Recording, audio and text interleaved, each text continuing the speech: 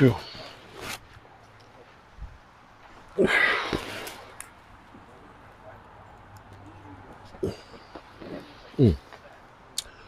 What up, good people? Mark Holmes here, and as always, I want to say thank you all for watching, commenting, subscribing, and being part of the Joe Boo Sports Report. Without you guys, as well as you ladies, you know that this literally does not work.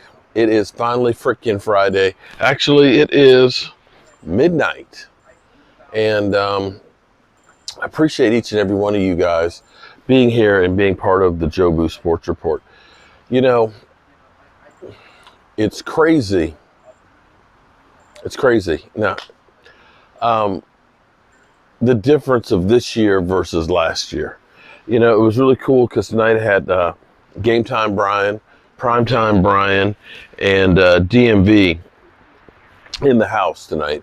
We're all going to be going together to the NFL draft, and 4 weeks from right now, the first 3 rounds will be in the books from the NFL draft. Will just be the Saturday, you know, quick rounds of picking up the players and stuff. And I can't wait to get on the road with the guys. It's going to be so much fun. That's truly male bonding. Being on the road, the draft, it's just going to be great. The thing I'm looking forward to is actually tomorrow. And it's been crazy because for me, there's never enough time. There's never enough time to do everything that I want to accomplish. And I'm always pressed to try and get things done. You know, I'm working on the red brick house, trying to get that thing squared away. Got back here on Thursday.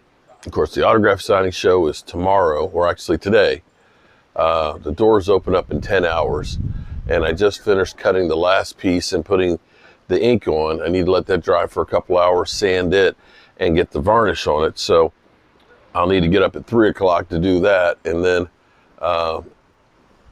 each hour after that, get a coat on it so I can have it finished. And it's crazy because I think about how many times I have gotten Randy White's autograph or Tony Dorsett's autograph or Bob Lilly's. And the thing is the autographs don't mean as much to me as they do to some people. And I know that sounds arrogant, but for me, it's actually about meeting those players and getting a chance to talk to them.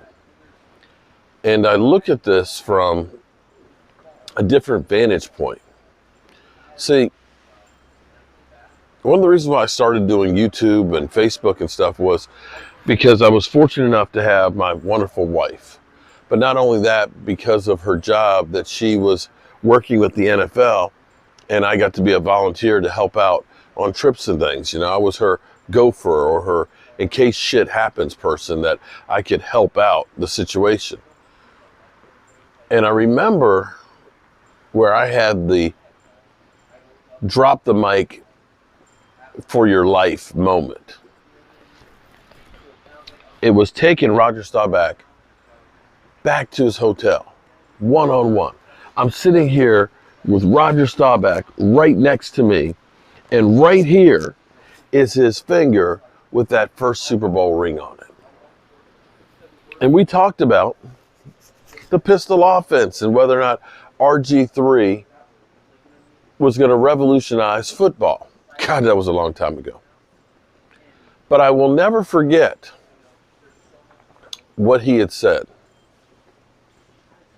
As I picked him up from the front of the Hall of Fame on the red carpet there, I get him in the car.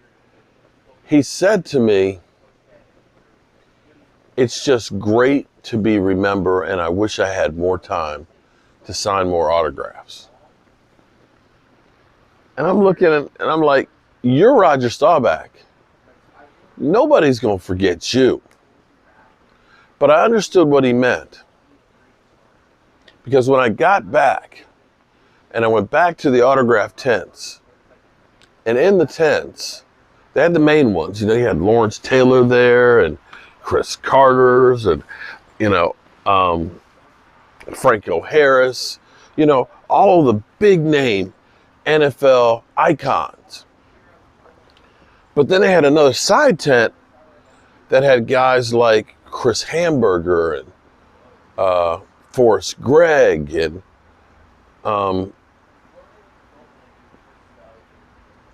players that I remember growing up, but there's nobody in there signing those autographs.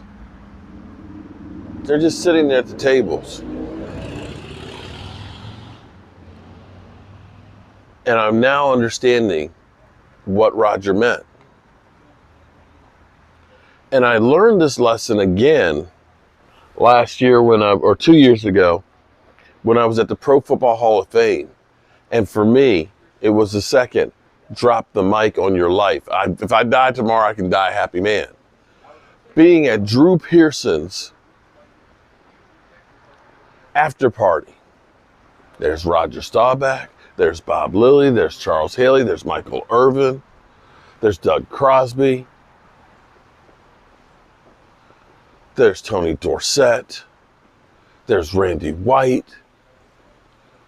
Joe Theismann was even there. The fuck?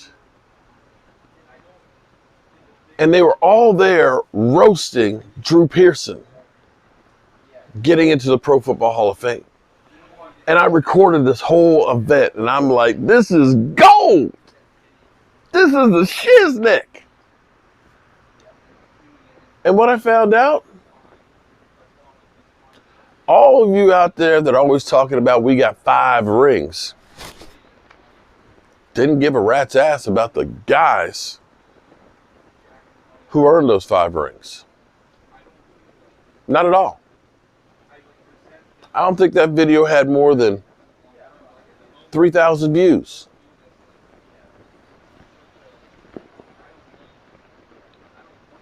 Greatest thing I think I've ever done. Nobody cares. So every year when this comes around, we look at the, fully guaranteed $230 million contracts and things like that, and millions and millions of dollars that are being made by these players. Those guys who played for the love of football and literally had to have a job in the off season because football didn't pay enough for it. I don't want those guys forgotten. So I go to honor them and make sure that they know they're not forgotten too. And get these autographs signed and give them away.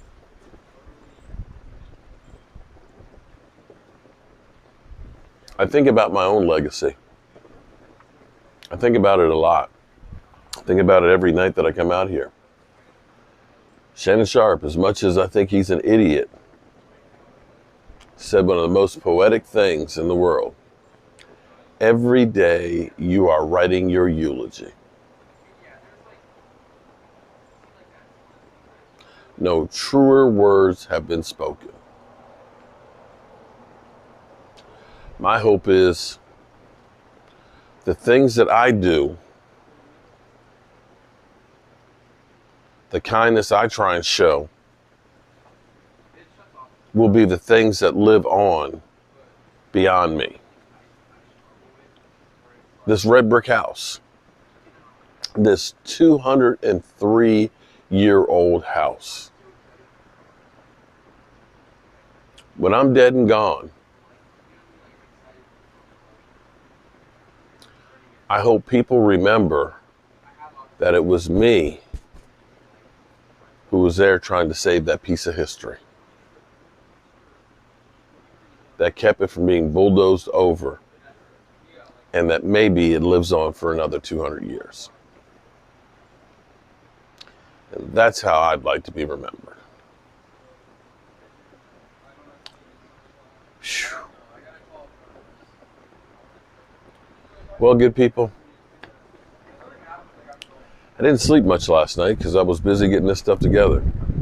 Surprisingly, not really sleepy right now. But I have a taste. God, I have a taste.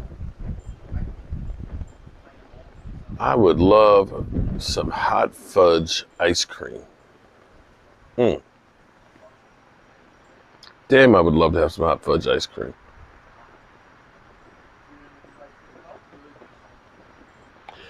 So remember, good people, we'll go sleep for about 2 hours and then go back here and sand this plaque out. And tomorrow will be a big day. It'll be interesting to see. Michael Irvin will be at the Chantilly show. I think this is his first public appearance. I could be wrong. Since the whole Marriott situation.